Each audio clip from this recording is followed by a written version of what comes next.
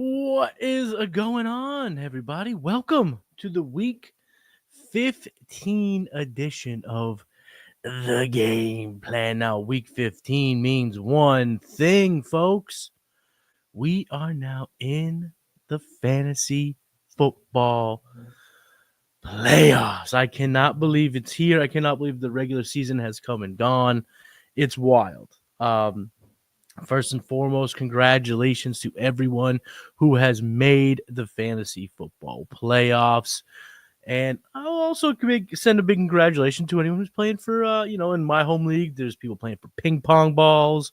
There's some playing for the number one overall pick. So whatever it is that you're playing for here in week 15, let's start game planning for it so we can rack up those week 15 dubs. Off the top of the show, there's not a whole lot of injury news and notes. There's not a lot of reports that have come out that kind of shook up the fantasy world. It looks like Bucky Irving's going to play. We already knew that Kenneth Walker was doubtful. We knew Derek Carr was going to be out. We've known a lot over these last couple of days.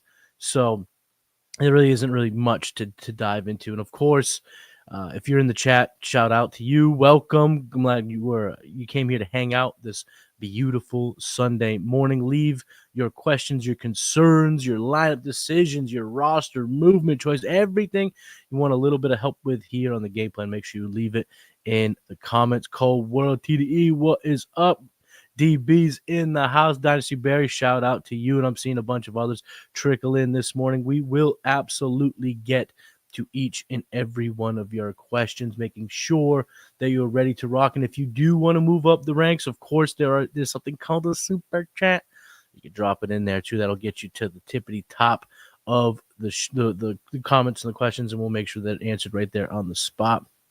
Top of the morning, shitheads. What's going on, Ryan? I see Slash is in the building. Hey, I'm glad to see some familiar faces, some familiar names here in the chat because, like I said, it's a big week that we're getting ready for. And of course, while you're here on the South Harmon YouTube channel, like this video, leave a comment, make sure you subscribe, put that notification bell on, because at 12 Eastern Standard Time, of course, we got the Start or Shit show to help you get those lineups nice and tight as we get ready for the big week 15 fantasy football playoffs, baby. All right, let's get into it. We're going to do a little rankings talk to start the show. And then, of course, we're going to do This Week in WoRP. And I'm going to bring back the Kiwoom call of the week. I keep leaving it off because I've been a little bit conflicted. It was a bit of a curse. So badly so that when I called Jatavian Sanders a play, my man went out and hurt his neck. I thought I ruined the guy's career. He's back. Whew. Feel better about that because I do like Jatavian Sanders. I don't wish any ill on no one. But we're going to bring it back today. But let's start with the first bit of rankings talk that I want to talk about. At quarterback, Aaron Rodgers. Okay, so Aaron Rodgers this week faces off against the Jacksonville Jaguars. Now, the Jaguars are giving up about 4 points over league average to quarterback position. They are the easiest matchup when looking at that metric. And right now, going into this week, I have Aaron Rodgers at QB 17. I have him right around the C.J. Stroud, Geno Smith range. He is coming off of a pretty decent fantasy week last week, top 11, and that was only having one touchdown. But he was threw for over 300 yards for the first time since like 1965. He's looking to get things going. He's got, his guy, Devontae Adams. Things are starting to click with him. Of course, Garrett Wilson is there. He's been awesome. Breece Hall does look like he is going to play today. He's expected to, despite that knee injury. And so, if Rodgers going to have his complete bit of weapons here, I'm okay playing him in Superflex. He's in my QB2 range. If you're streaming at one quarterback, he's probably just outside of that for me. But he's knocking on the door. And let's just say he's the only option you got. Maybe you had Purdy on your team and you luckily benched him in the rain.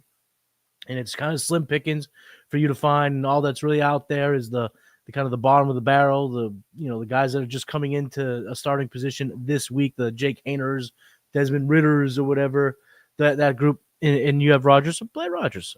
Coming off of 300 yards, only one TD, top 11 performance, inside the top 12 at quarterback. And when you look at some of the numbers for Aaron Rodgers this year, I'm not going to sit here and say they're encouraging, but my man still has a lot of money throws in the bank.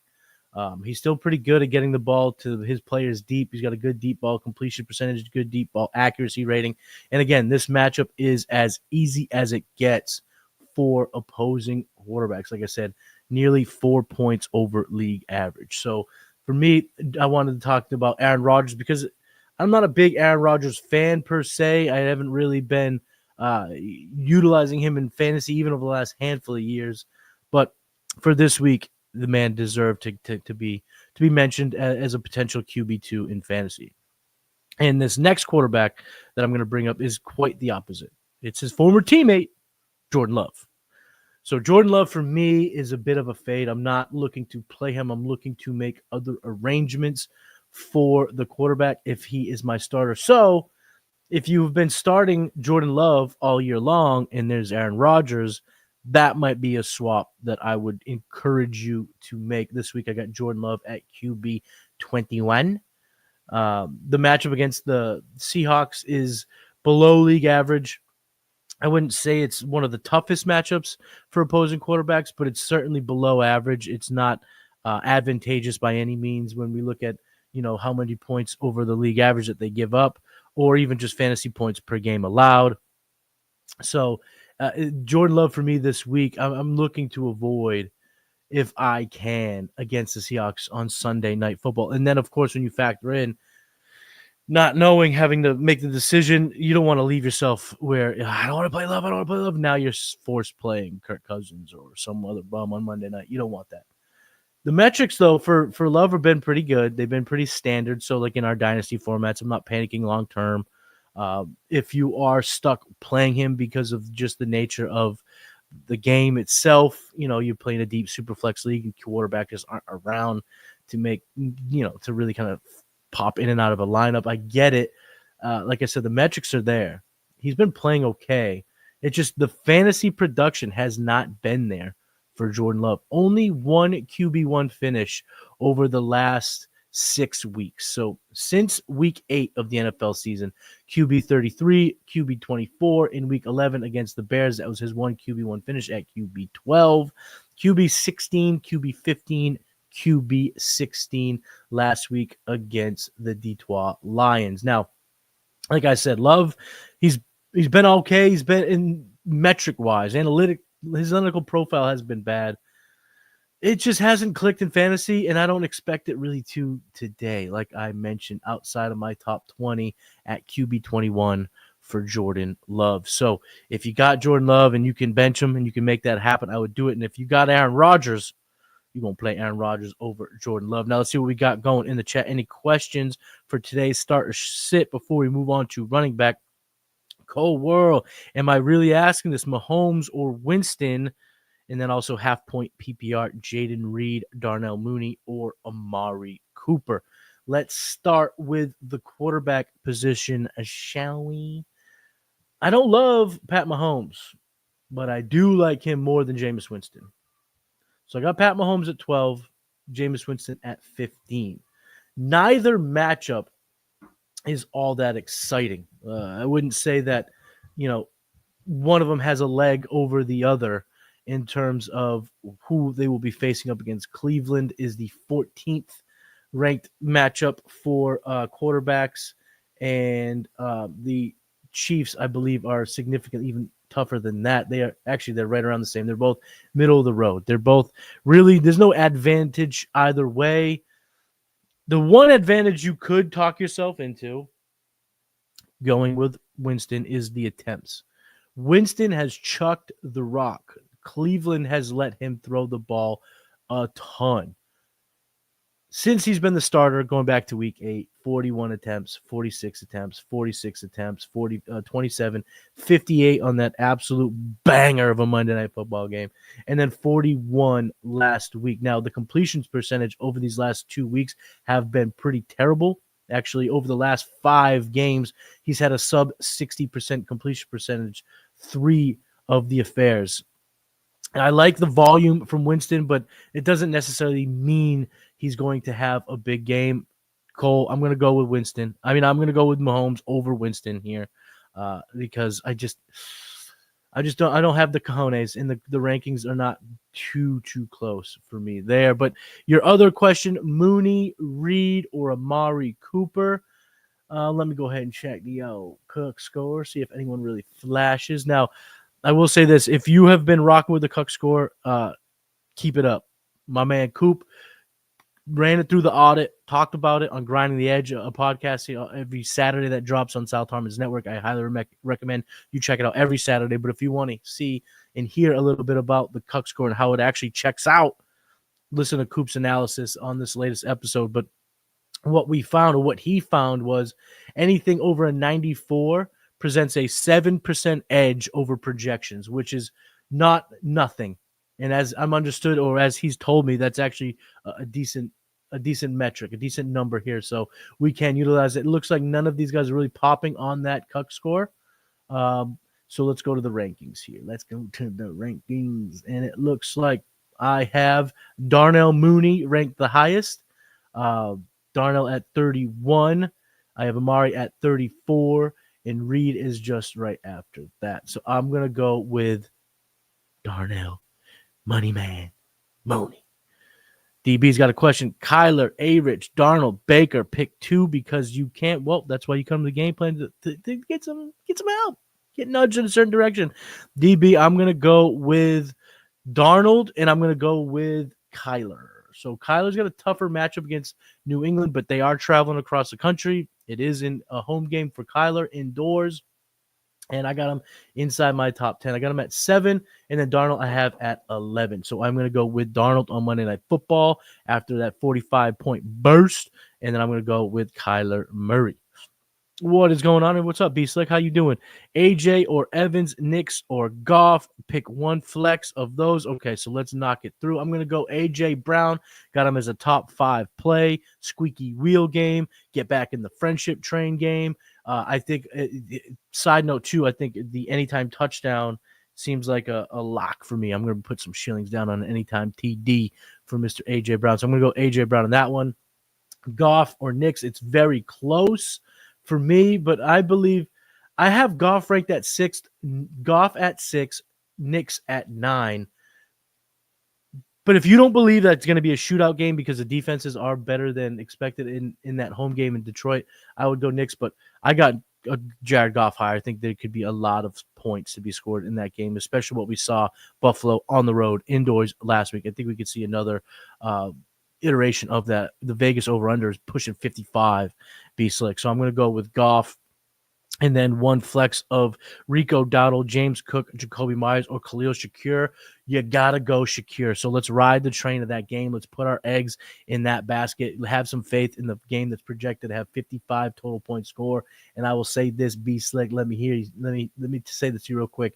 Khalil Shakir has the second highest Cuck score on the week, the second most advantageous matchup. So he has a chance to outscore his projection. So I'm going to go with Khalil Shakir over the others. Second place in that, though, if you don't like Shakir, would be Rico Dowdle.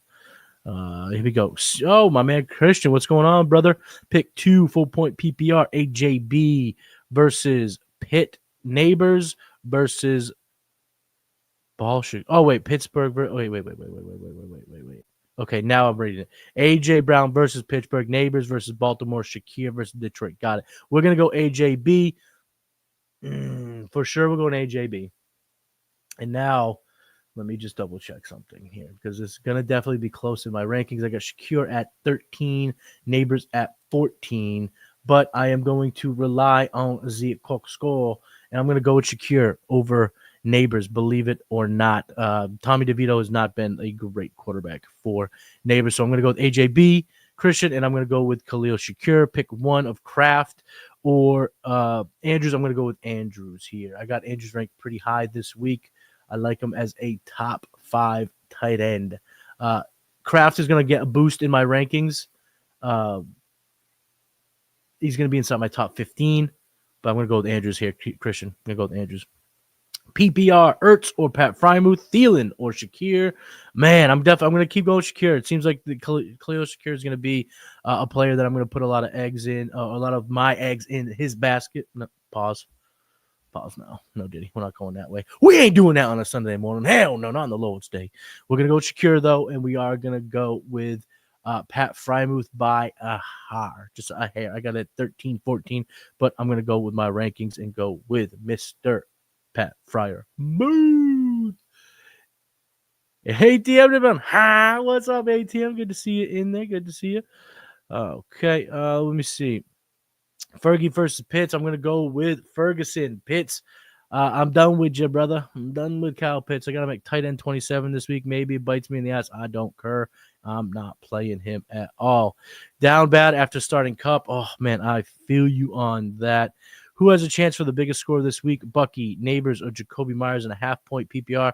I'm going to go with Neighbors. I'm going to go with Neighbors there. Actually, Monday Night Football, the Falcons just got absolutely decimated. But I'm going to go with Myers. I'm going to go with Myers as the highest upside. If you want the safest pick, the pick that I would go with, I would go Neighbors. But if you want to really unlock some upside, really play catch-up, which you have to if you start a Cup, and I know that game, brother. I started Purdy in my home league, and now I'm just depressed. So, but for the upside play, Myers, half-point PPR. I think he can go off. Touchdown performance after what we saw the Falcons do last week. LA, so we got the Chargers D or the Bengals DST. For me, I'm going to go with – who was the Chargers play this week? Tampa Bay. No, I'm going to go with the Bengals. I'm going to go with the Bengals and Will Levis. Will Levis has played a little tighter. He hasn't been as crazy, but you already know he's always on. It's always on the table for him to just go berserk, and then absolutely lose his mind, throw some crazy picks. I'm seeing some more questions in the chat. Don't you worry, Johnny Detroit, Robo Chris, stick around. We're going to continue to dive into those questions, but first, let's get into some running backs here. Couple players at the running back position that I just want to talk about, break down where they settled in my rankings, why they settled there in my rankings, and what I'm expecting in week 15. The first running back that I'd like to talk about is Rico Dowdle. Now, Dowdle is in the best matchup for running backs. The Carolina Panthers give up over 12 points more than league average against running backs. They are absolutely decimated. They give up a ton of rushing yards. They give up touchdowns. They've really been an easy matchup for running backs. And Rico Dowdle is playing well right now.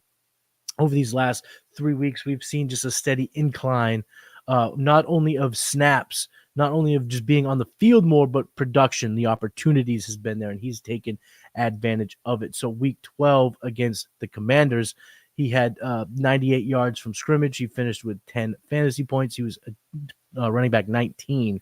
But then the next week against the Gigantes, on the field 70% of the time, he had 3 targets.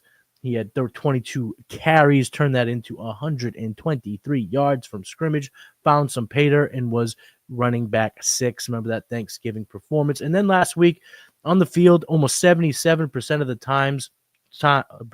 time, 20 overall touches, 141 yards from scrimmage. He's really been taking advantage of the soft matchups, and that is why even a few weeks ago, he was on my list for some of my favorite players heading into the playoffs because that schedule was gorgeous, and it all started with the Carolina Panthers, who he plays today.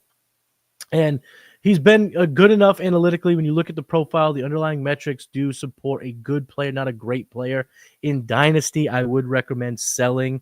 I don't know if your deadline has passed. I don't know if you kind of lock up for the next few weeks, but Dowdle would be on my sell list sooner rather than later. But we ain't talking about Dynasty sells right now. We talk about winning week 15, getting those wins in the first round of the fantasy playoffs. And for that reason, I'm all in on Rico Dowdle this week. I have him ranked pretty highly at running back. He is my running back 9, right behind Chuba Hubbard, who also has a fantastic matchup against the Dallas Cowboys. So Rico Dowdle this week, I love him this week. I think he is a top 10 type of running back. The volume's there. The efficiency has been there. We could go for a couple more touchdowns like I mentioned. In this good stretch of games, he's only found pay dirt one time. He only has 4 touchdowns on the year. Why don't we double that, Dallas? Why don't we double that? Why don't we double that? I love it. I would love it. But I'm not expecting 4 touchdowns, but I am expecting a good game. 100 yards from scrimmage, absolutely on the board. 100 yards rushing, absolutely on the board for Rico Dowdle. So if you got Rico, you're going to fire him up. Make sure he is in that starting lineup. Now, the next running back, I just wanted to really bring him up. I'm not going to say that I'm very high on the player this week, but I wanted to bring up Sincere McCormick because, one, he deserves a shout out. He deserves some appreciation. So he's kind of come out of nowhere. You know, he kind of just was active in that game against the Chiefs on Black Friday, and you know, he still only saw about a 40% snap share, but he was able to turn that into 8.5 fantasy points, which is not something we're riding home with. But, you know, that looked like enough to get him on the field in week 14, where last week against the Buccaneers, he had a 64% snap share, saw 17 touches for 89 total yards. He was just outside of the running back 2 range. And this week, head coach Antonio Pierce has given him the vote of confidence. Says he will be the starting running back. He will be the running back 1, even with Alexander Madison coming back from injury. Now, I wanted to give him some flowers, but I also want to say to everyone that's rocking on the game plan today, you're not gonna turn to Sincere McCormick in the playoffs. You got to look for other arrangements. You cannot be playing him. I got him at running back 33. He's in the Gus Edwards, Travis Etienne range, so it's not terrible. But with all of the running backs and all these good running backs slated to go up this weekend, I'm not really looking to play Sincere McCormick this week because, yeah, he might be the starter. Yeah, he might be the guy who gets the lion's share of opportunities, maybe be on the field the most. But Alexander Madison isn't going away. You know, Antonio Pierce has used him all year. Amir Abdullah should stick around, and yet they still haven't given my guy Dylan Laub a chance. Is it me? Is it me that I'm absolutely just dumbfounded? Why? He must just be terrible in practice. Because Dylan Laub keeps getting passed over for these plug-and-play running backs, these guys with zero burst, not fast. I mean, Sincere McCormick, 5'8", 205, no burst, no agility, ran a 4.6 40 coming out, 4.5 something 40 coming out. He was just an unimpressive athlete, to be honest, but I'm impressed with what he's done with it. Got to give the guy a shout-out, seizing an opportunity. I'm always going to support the players that seize their opportunity, but dang, can you just shut us all up, Antonio Pierce? You're not going anywhere. Can you just shut all the Dylan Laub lovers up like me? Just give him a chance, see what he looks like? I don't know. What can you do? All right, we're going to get into wide receiver. And then as we get through wide receiver, then I'll go back and answer some questions in the chat. So if you want to leave a lineup question, a roster decision, anything like that, go ahead and leave it in the chat. Stick around because after I get through these 2 wide receivers, I will make sure to get back into those chat questiones. The first wide receiver that I got to talk about is Terry McLaurin. Now, this man deserves flowers. This is a guy who has endured some of the worst quarterback play over his entire career. And we're not talking about a handful of seasons, people. We're talking about 6 years in the NFL, or in his 6th year, he finally got himself a quarterback that can highlight my man's skills. So even with all the poor quarterbacks, we talked about a top 30 receiver each year. This year, though, he is 15.6 fantasy points per game at QB 11. And this week, I have scary Terry McLaurin at wide receiver 7. And the reason being he got so elevated in my ranks is Terry McLaurin absolutely destroyed this week's Cuck score. He's about 50 points higher than the number 2 ranked wide receiver. He is slated to smash his sleeper projections, and his sleeper projections this week are already set quite high. He is projected to score on your standard PPR scoring formats on sleeper. He's projected to score 14.6 fantasy points, and based on the Cuck score, he has a good chance of exceeding that number, a number that we're looking to attack here in the first round of the fantasy playoffs. He's going to get a lot of Alante Taylor Alante Taylor has not been a highly ranked cornerback this year. He hasn't played all that well. And so far, Scary Terry McLaurin has had 95 yards receiving or a touchdown in every single game this season. He's got 9 total touchdowns. That's second in the league. He's 6th in receiving yards, but his analytical profile does support it. Top 15 in yards per route run, top 12 in yards per team pass attempt. He's been dominant. He's been explosive. He's been elusive. He's been awesome when on the field. He's been just an efficiency monster, a target monster, volume monster, doesn't matter. Terry McLaurin has been a great start for fantasy this year, and you love to see a guy that just suffered through so much shit quarterback play. Finally got his guy in J.D. Daniels, and he's been fantastic, and I expect the same this week. Like I said, top 10 receiver for me at wide receiver 7. Absolutely destroyed the Cuck score. So Terry McLaurin is a guy that we are firing up. We're making sure he's in our lineups. We are making sure that he is a main contributor for this year's championship run. The next wide receiver that I'm going to talk about, I've already mentioned a couple times here in the start-sit questions, but it's Khalil Shakir.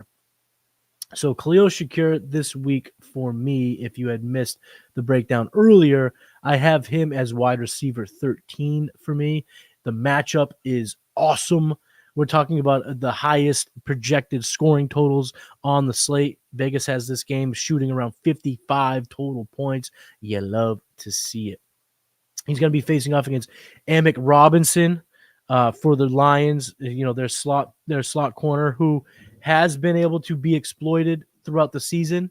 Matter of fact, I got to bring this up because this is too funny.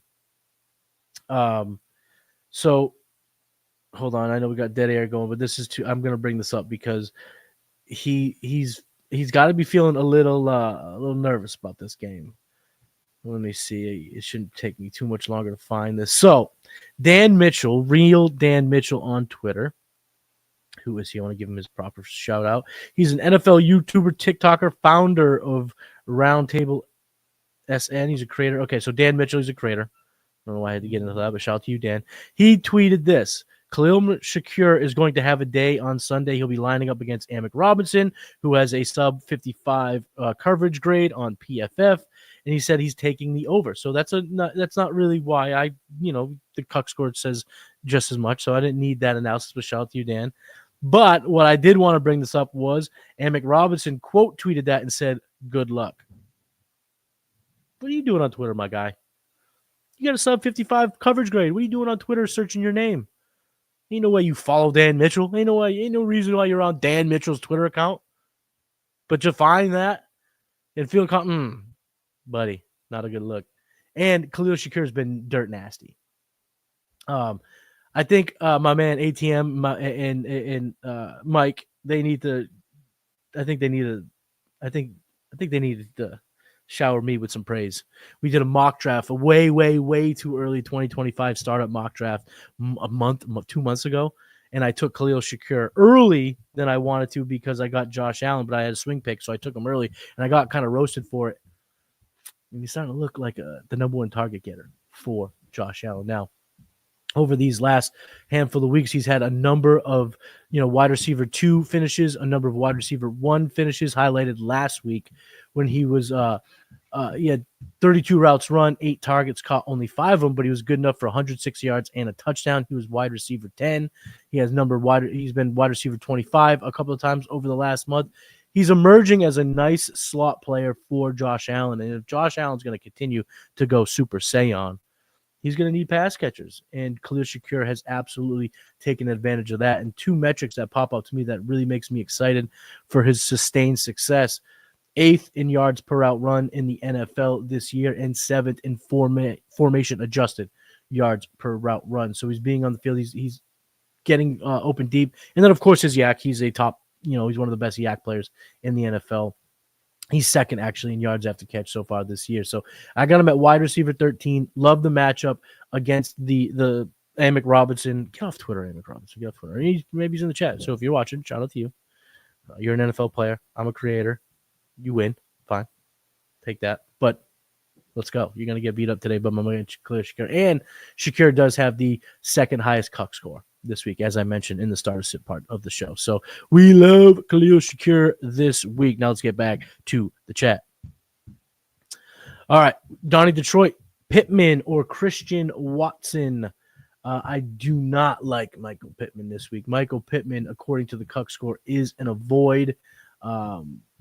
He's in the negative range, in the deep negative range of players. And again, if you want to get the entire list, the entire cuck score, join the pre-pooper tier. Get into the analytics side of things on South Harmon. You could join the patreon.com/South Harmon. Join the pre-pooper tier. That'll get you access to the cuck score and all the other metrics that we create over at South Harmon because we're doing big things. The big dog's doing big things. I'm going to go Christian Watson. Long-winded answer, Johnny Detroit, but I'm going to go Christian Watson over Michael Pittman this week. Robo Chris, good morning to you as well, my friend. Adam Thielen, Jaden Reed, or Zay Flowers. It is not going to be Jaden Reed. It is not going to be Zay Flowers in a surprisingly tough matchup against the Giants. Now, Zay is good enough to tear up any defense, but when you look at the Giants defense, they're actually a run funnel type. They're pretty good at hindering opposing passing games, but they suck against the run. I'm expecting a lot of Derrick Henry and a lot of Lamar Jackson on the ground in way of the rush. So I'm avoiding that. I'm going Adam Thielen. I believe in Adam Thielen. I got him at wide receiver 11 this week. No Trayvon Diggs for the rest of the season, so that just kind of pushes the depth chart up. Whoever was going to be covering now has to cover someone else, and da-da-da-da-da. You know the game by now. It's week 15. You get the routine. But I'm going to go Adam Thielen here, baby. Let's go a little Adam Thielen. My man, next we'll chop it up about, yes, Christian, yes, baseball, absolutely. I'm a big baseball guy as well as football, obviously. I'm obviously a football guy, but baseball, huge Red Sox fan, huge MLB fan. You see some of my baseball cards back here, some of my baseball books back here, huge baseball guy, so we'll definitely chop it up. Oh, my man, Fizz is in the chat. Let's go, Fizz. Glad to see you here. Not going that way in the Lord. T-Rock, I love you, brother. I absolutely love you. Kamara or Zach Charbonnet? So I got Kamara at 11. I like him. I don't love him, but I got Charbonnet at 13. And you know what? Because you get the final fizz going with Charbonnet and Sunday Night Football, I'm going to go with Charbonnet. That without Kenneth Walker, as long as it seems he's doubtful, it sounds like he's not going to play. As long as we just get, we feel 75, 80% confident he's not playing, I'm going to go with Charbonnet because that usage last week in a must-have-it game proved where he stands in that locker room, where he stands for those coaches, and holy shite. It's good. So yeah, I'm gonna absolutely go. We're gonna go with my guy over here, Zach Charbonnet. Firefighter 1526. Do I start Lamar in a potential blowout versus the Giants or Goff in a potential shootout? Oh, Firefighter, I like this as just kind of a thought experiment too. I'm actually gonna watch it in regards to that and just kind of get that information in the back of my head for processes, going forward. But that doesn't help you for this week. But that's just me talking out loud. I am going to go Lamar. I got him at QB2 over QB6, but I do like the thought here. Do you want the shootout or the blowout? But Lamar, I think he will mainly contribute to the blowout. So if they kick the shit out of the Giants, but he contributes to 4 touchdowns, maybe 1 on the ground, 3 in the air, 2 and 2, whatever, you're still going to want to play him. And I think Lamar has that chance to go over 100. So if you have that, if you have like that bonus or what have you, you're going to want to play him too. So I got him at 2. I'm going to stick with the rankings, and I'm going to go with Lamar Jackson over Goff, but I do like the thought experiment. So thank you for that, Firefighter. Hog Butchers. Oh, baby. Morning. Good morning to you, Mr. Hog Butcher. Need 2 in the flex. Sincere, Najee, Rome, Tank, Dell. Definitely going to go Najee. The volume's been there. He's been used at the goal line. So I'm going to go Najee. And after that, this is a tough one. Because like I mentioned, I don't love Sincere McCormick, but I don't really have Rome Odunze ranked all that high, nor do I have Tank Dell ranked all that high either. Let me go ahead and look at one last thing. So nope, I'm not playing Rome. Nope, I'm not playing Tank Dell. Am I going to play? Yeah, I'm going to play the 2 backs here. So Hog Butchers, we're going to go back-to-back backs. We're going to go Sincere. We're going to go Najee Harris. All right, let's get into some tight end talk. Let's talk a little tight ends, and I'm going to just go ahead and put a trigger warning out to my brother here, Fizzle Dollars. You're going to want to stay away for the second talking point of the tight ends. I don't want to trigger you, my brother. But we're going to talk about Brenton Strange. And the reason I wanted to make sure we talk about Brenton Strange is Evan Ingram done for the season. He gone. He ain't going to play the rest of the year. We're going to send him off like a hero because we do love Evan Ingram. And this week, Brenton Strange, I have him ranked as a top 10 tight end. The matchup isn't great against the Jets, but what we have seen throughout some of their games is the opportunities for tight ends to emerge because of the good cornerback play. Now, that wasn't happened last week. That was the exact opposite. Johnny Smith took a backseat, but the receivers did well. But throughout the season, we have seen that a number of times. And Strange, he hasn't had a ton of opportunities, so we're not really looking at the analytical profile expecting to see something that gives us answers. But what I will say is when Evan Ingram has missed time, so we're looking at the games where, the snap share really leaned in favor of Brenton Strange, and we're looking at the early portion of the season, weeks 2 through week 5, where he was on the field more than 60% of snaps, ran a whole lot of routes. He saw 6, 5, 3, and 4 targets. He had 2 touchdowns in that span, and he finished as tight end 9, tight end 8, tight end 9. So 3 top 10 finishes of those 4 games where he was the lead guy for the Jacksonville Jaguars. So even in games where there wasn't a ton of volume going this way, he was able to find pay dirt. And when you watch the Jags games, especially in that week 2 to week 5 span where he was really on the field, Strange can go up and get it. Strange was a good athletic player, a decent athlete coming out of Penn State. I mean, geez, does Penn State produce anything other than athletic tight ends? I mean, they just keep coming with them. Gesicki over the years, Pat Fryermuth, Brenton Strange, Theo Johnson, and then, of course, the big man this year, Big Ty Warren coming out this year. Ty Warren, did I say that name? I think so. But he's going to be an awesome tight end prospect, probably the first or second tight end off the board. Definitely a day 1 or day 2 pick. So that seems to be the tight end factory over at Penn State. But we don't care about the factory. We care about winning in week 15. And I think I do believe that Brenton Strange is a good option. I did lose Evan Ingram in the league, picked him right up. And the decision I'm going to have to make in some of my leagues is, do I play a hindered David Njoku or Brenton Strange? So I took Njoku out of my rankings. It looked like he wasn't going to play. Now it looks like he's back, like he might play. Actually, let me get confirmation on that, because I don't want to just be talking out my ash here with David Njoku, because I've seen reports flipping all over the place. Yeah, he's questionable. Game time decision. I think I'm going to go Strange over Njoku.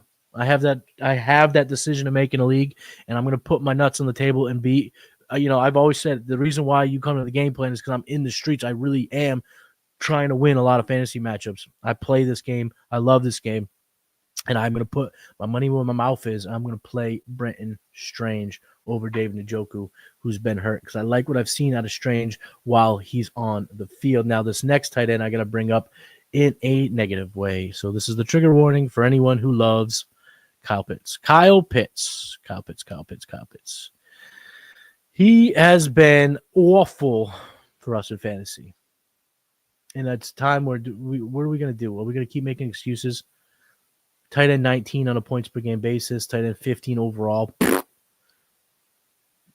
In these last few weeks, they've been shitty.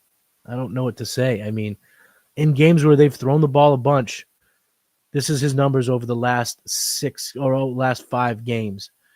2.1 fantasy points, 9.5, 1.90, 2.4. And in that stretch, multiple times, he's had 6 targets. Caught 4 of them in week 10, caught 1 of 6 targets in week 14. It ain't working for him. And when you look at the analytical profile, again, it's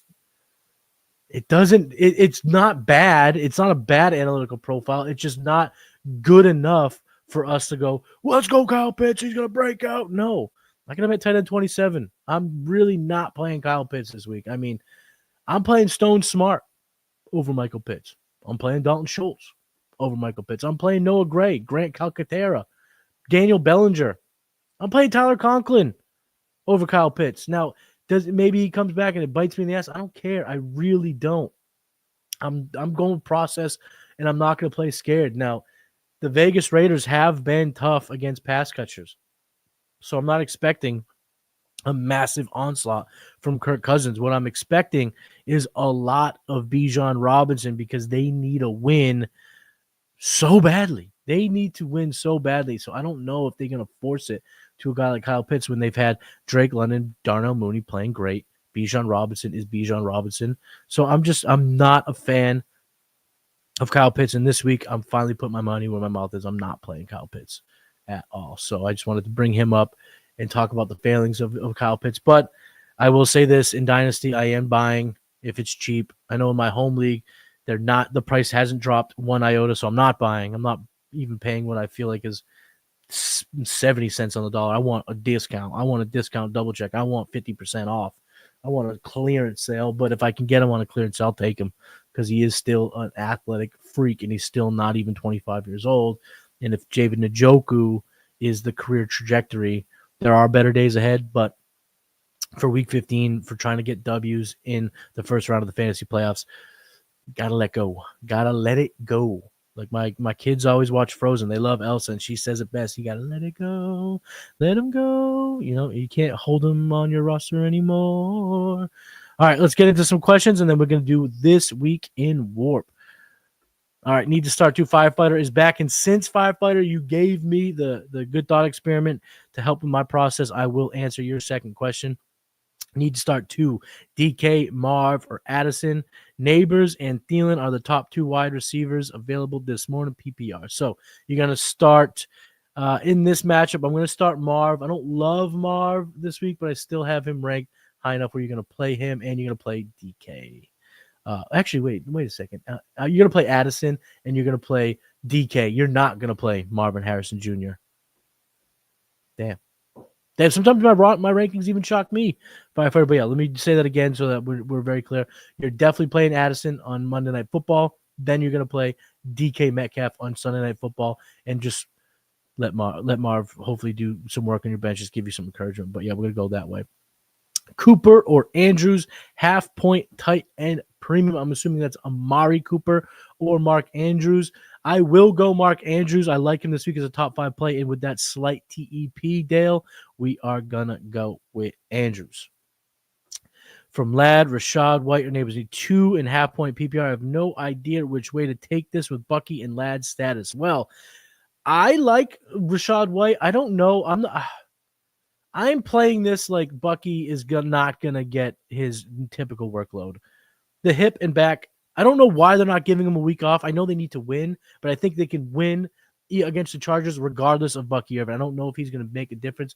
I do like White, but if I think that is a 1 o'clock game. If it's not, you might have to wait. But if Ladd plays, I'm going to go Ladd and I'm going to go Neighbors. But of the two, I'm definitely going to go Neighbors.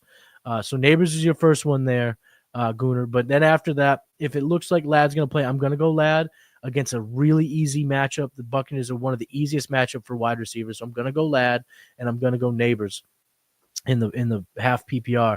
But if you're nervous about Ladd or reports come out that make you a little bit more nervous, then you can pivot to White. I got White at running back 21, so it's not like I love him, but I don't hate him. I'm not fading him.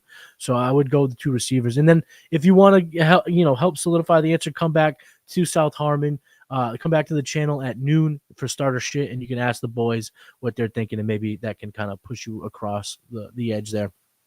France fans, my guy, what's going on? Need 1.0 PPR, 1.5 TEP, Laporta, Breece Hall, or Stone Smart. Stone Smart, built for New England, so we can say Smart. I'm already starting Gibbs and Tim Patrick. Well, just let's load it up. I'm gonna go Laporta. I got Laporta at at tight end 7. Again, I want this matchup. I want it. I need it. Give me this matchup. And I'm going to go with that 1.5. That's a good enough for me. I'm going to go Laporta over Breece Hall or Stone. Smart. I don't trust Breece Hall. I got him at running back 23. Between the good play of Davis and of Braylon Allen and the knee injury of Breece Hall, I just think this is a dangerous spot and a dangerous time of year to play a guy like Breece Hall. So I'm not going to play Breece here this week. I got you, Gunnar. That full settle was impressive. Hey, you watch a lot of Frozen. You end up singing a lot of Frozen. Maybe you can get yourself a little bit better. Haiti gameplay. Bellinger incoming over Strange. You're gonna play. I would go Strange, Harry. I'm gonna say right now for the Harry Snow for the Harry game plan. I'm gonna go Strange over Bellinger for sure, 100%. Hopkins, Mooney, or Ikine, wide receiver 2 slot. Mooney. We're gonna go with Mooney here this week. Mooney's been good. Mooney's got a good cuck score this week. I got Mooney ranked as a wide receiver 31, whereas I have Hopkins at wide receiver 36. So Bunsen, we're gonna go with Darnell Money Man Mooney. All right, let's talk a little bit about this week in WoRP. And the first thing that I wanted to bring up, my first take. So if you're new to the segment, first and foremost, thank you for joining. Thank you for sticking around. But WoRP is a tool that was developed by our guy Coop at South Harmon.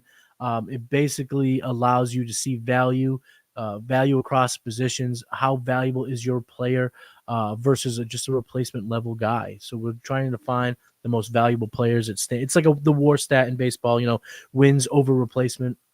So I like to look at it every week, look at the WoRP charts, look at the WoRP graph, and kind of formulate some takes and bring them to you. And if you want to get a chance to look at your home league, because WoRP is completely customizable, you can go and type in your sleeper name and get your teams and see what guys are most valuable in the leagues that you actually play in relative to your scoring, settings, format, all that stuff. So go over to South Harmon FF, become a member of the WoRP Worshipper. About $7 a month. It'll help you get through the rest of the fantasy playoffs with ease, baby. All right, so my first take when looking at the WoRP over this past week is this. Now, I don't know if any of them are out there. It would have been tough. You would have had to thread the needle. But if there are any teams out there, redraft teams out there, or dynasty startup teams, it doesn't matter. But if you were able to start with Chase and Barkley, I need to see that team.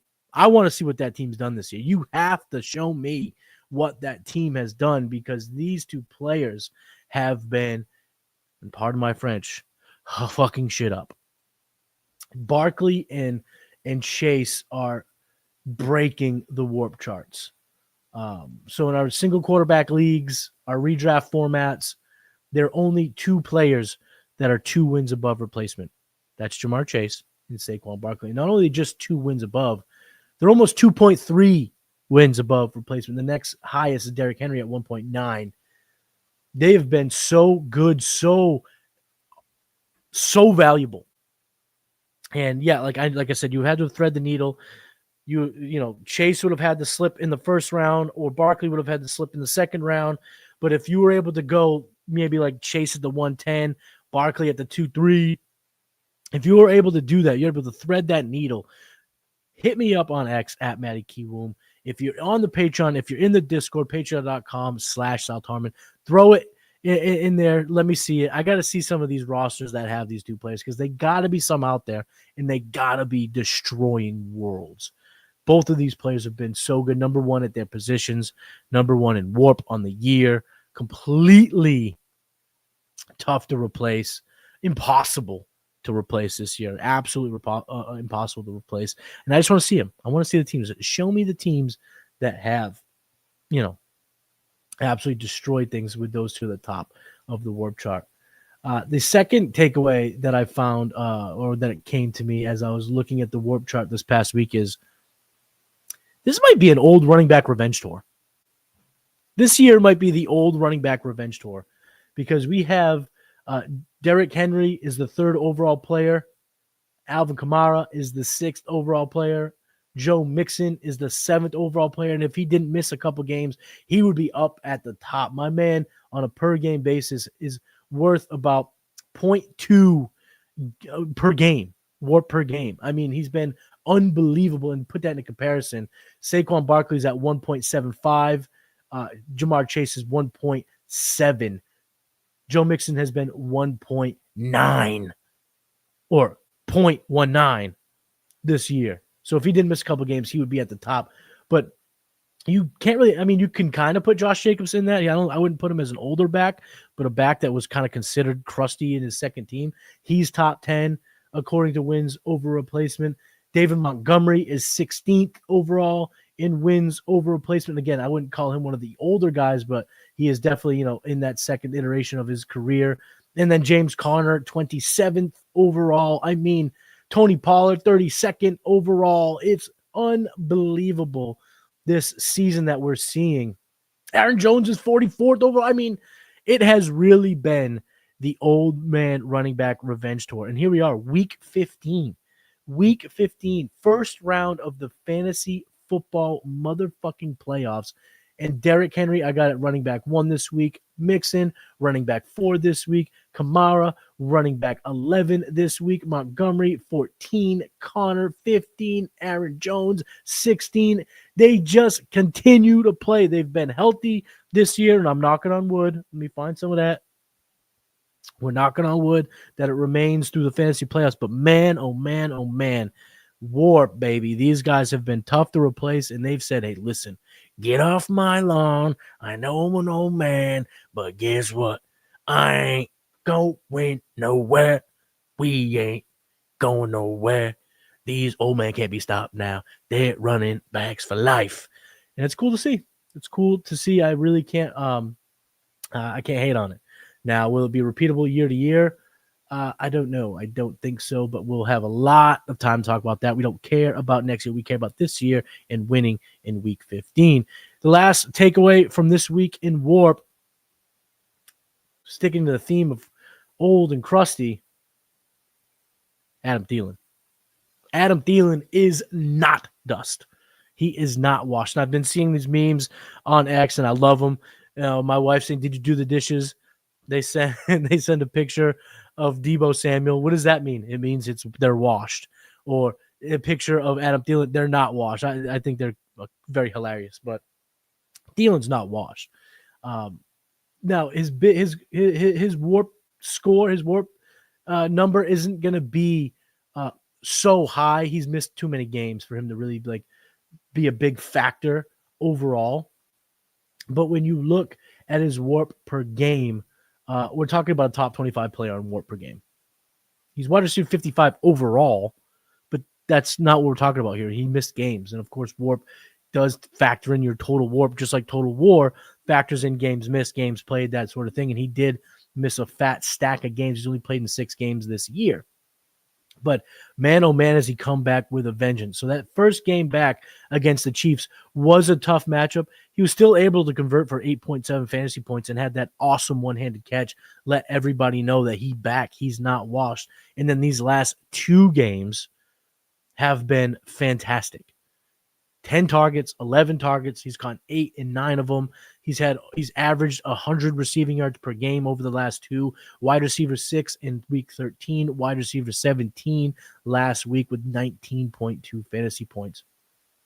Adam Thielen is not washed, and I'm very excited for the steal that he will be next year, wherever he ends up, wherever he lands, whether it be whether he sticks around with the Panthers, whether he finds a new team, he will be free 99 in fantasy next year, definitely in dynasty startups, but in our redraft leagues, he is going to be he's going to be a steal, and I'm going to pick him up again. He's not dust. He is absolutely not dust. Even at the ripe age of 34 years old, he is not dust. And I like him this week. Again, this week alone, we're looking at Adam Thielen. I got Adam Thielen at wide receiver 11. He's undeniably good. I mean, I just want to give him his flowers. It really just comes down to that. I don't want to besmirch the man's good name. He's just been an awesome producer, great story, came out of nowhere from Minnesota, and he's just still doing it. And for this week, I love him, putting him in my lineups wherever I have him, and then going forward, I'm gonna look to pick him up. I'm gonna look to pick him up for sure. All right, let's see if we have any more questions, and then I'll hit you with the Kiwoom called week, and I'll send you away for this week. I gotta get Matty on the track, my boy, kicking free stuff. Yo, you're the man, Fizz. You're the man, Fizz. I love you, brother. Adam Thielen versus Adams versus Cup will be a real conversation. 25. Get ready for it, man. Get ready for it. He ain't going anywhere. Rank my team. Darnold, running back 2-1, breezes through it. I'll rate this team a B. I think it's a solid B team. I definitely like it this week too, especially some of the matchups this week. I like it.